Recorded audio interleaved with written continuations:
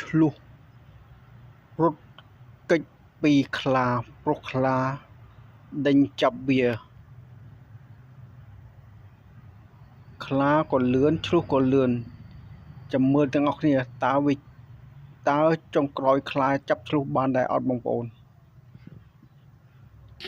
បោលហក់ជើង4តែម្ដងលូតផ្លោតព្រោះកន្លែងនេះងាយស្រួលណាស់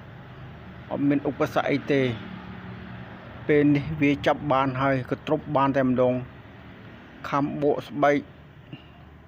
ស៊ីឆ្អែតហើយវាអង្គុយយ៉ាងស្រួលដើររំភើយក៏ទៅឆ្លុះកិច្ចមិនរួចមែនហើយមកខាងមុខមាន